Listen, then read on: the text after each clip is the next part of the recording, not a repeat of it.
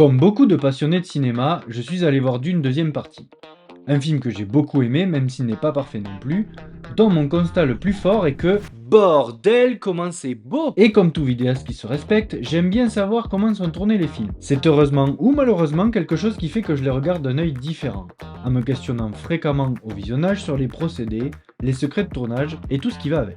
J'ai donc regardé des interviews, des behind the scenes, et je suis allé pour finir sur la bible des films, le site IMDb. International Movie Database. Ouais, je sais, accent magnifique. Ça, c'est parce que je regarde des films en Vost. Vost quoi? Eh ben, c'est quand tu regardes en américain avec les sous-titres là. Ah ouais, ok. Bah quoi? Si tu ne connais pas IMDb, c'est un site plein de ressources sur le cinéma, où tu peux trouver toutes les informations que tu veux sur un film, casting, lieu de tournage, anecdotes, etc. D'ailleurs, tu savais pour le maquillage du baron Harkonnen? C'est écrit là. Stellan Skarsgård, l'acteur du baron Harkonnen, son maquillage nécessitait 8 heures pour être appliqué et 2 heures pour être retiré chaque jour de tournage. Du coup, il a rien bu et pris des pilules d'Imodium pour pas aller pisser pendant les jours de tournage.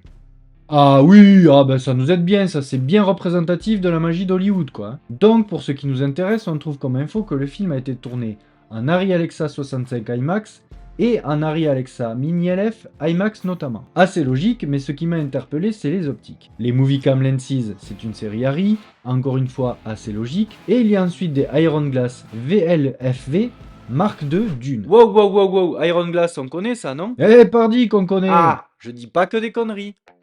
Eh, bizarrement, non. Iron Glass est une société ukrainienne qui, à partir de vieilles optiques photo datant de l'URSS, fabrique des optiques cinéma contemporaines. Les bases sont pour les plus connus le Helios 44.2 dont on a parlé dans une précédente vidéo, et le but du procédé de recarrossage des objectifs, c'est de leur assurer une parfaite compatibilité avec les caméras et les workflows de travail professionnels. Il y a par exemple des roues crantées pour les mises au point et gestion de l'ouverture, de la monture PL qui est la plus utilisée au cinéma, une course de mise au point adaptée à la vidéo, et bien sûr une robustesse et une qualité de finition bien meilleures qu'à l'origine. On finit donc avec une optique d'état neuf qui a des particularités optiques atypiques. Comme quand on est mal rasé, atypique. Mais ferme-la, à force. Plus j'avançais dans mes recherches, plus les infos ont commencé à popper ici et là. Forcément, c'est un blockbuster, j'étais pas le seul à m'intéresser à sa réalisation. Pour ce qui est de ces fameuses optiques, on trouve donc du Helios 44.2 en 58 mm avec son fameux swirling bokeh, le bokeh tournant. Comme par exemple dans cette scène, mais on trouve aussi du Jupiter 9 à 85 mm et encore des Mir à 37 mm. Des optiques qui dans leur état d'origine sont très faciles à trouver. La preuve, je les possède. Ici, je les ai un peu améliorées avec des roues crantées et des step-up rings pour des raisons pratiques de tournage, mais on peut très facilement les utiliser dans leur état d'origine évidemment. Le rendu est strictement le même. Bref, le constat est sans appel, le rendu du film est vraiment à couper le souffle. On a beaucoup entendu parler que ça faisait même pub de parfum à des moments, mais là n'est pas la question. Ici, c'est l'esthétique qui nous intéresse, et dans tout ça, il reste une question encore non résolue. Ils ont filmé quoi dans le film avec ces optiques-là spécifiquement? Et là, IMDb et les making-of, ça a beau être très complet, ça ne fait pas tout non plus.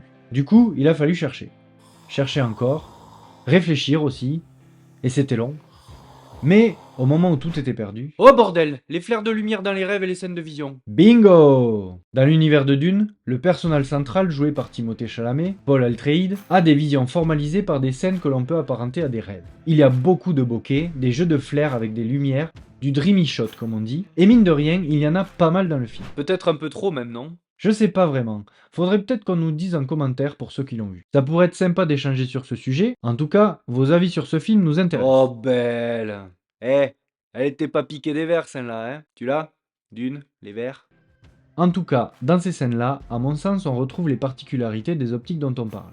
Et ça coupe un peu avec l'ambiance générale du film. Donc je pense qu'ils s'en sont notamment servis pour marquer les moments de vision et certains autres moments où l'émotion est recherchée par exemple. Ou encore pour marquer des lieux comme ceux où se trouve l'empereur, différents de la planète Arrakis. Au bon lait de brebis! Il y a eu extrêmement peu de fonds verts pour ce tournage réalisé en Jordanie, à Wadi Rum, mais aussi à Abu Dhabi. Et Greg Fraser, qui n'en est pas à son coup d'essai avec ce genre d'optique sur des blockbusters, a encore une fois fait preuve d'ingéniosité pour sublimer et marquer certains moments du film. Pour la petite histoire, il avait déjà eu recours à ce procédé pour The Batman, notamment pour les scènes de poursuite et de cascade, avec un certain succès. A savoir que pour Dune, si on en croit la page Lens Addiction, il y a apparemment eu aussi des optiques Olympus OM des années 80 utilisées, et du ciné canon. Bon, voilà, mystère élucidé alors. Alors oui, mais il reste une info intéressante à propos de ce tournage qui, je pense, va te plaire. Sur la séquence de Gedi Prime, la planète natale des Harkonnen, le soleil est noir. Et pour faire ce rendu spécial, il fallait une caméra permettant un monochrome particulier qui n'était pas disponible. Ils ont alors eu l'idée d'utiliser des caméras infrarouges notamment pour donner un aspect translucide à la peau, et le rendu des tests leur a tellement plu qu'ils ont décidé de tourner de cette manière. C'est une technique que le directeur photo Greg Fraser avait déjà utilisée dans Zero Dark 30 et Rogue One. De la contrainte naît la créativité, encore une fois. Alors là, bravo. Je crois qu'à part titiller les algorithmes à grands coups de like et de commentaires dans cette vidéo, tout est dit. À vous de jouer les amis, faites de belles images. En attendant, on vous prépare moult surprises pour les prochaines vidéos. Mais tu fous quoi là? Bah quoi, je fais comme dans le film, les bruits qu'on entend au début là. On dirait des didgeridoo un peu. Dis, tu trouves pas que dans Dune, les noms de tribus et de planètes là, ils sont claqués au sol? On dirait des noms de yaourt grec, marque repère ou Lidl. Ok, là, il faut vraiment que tu la fermes, hein.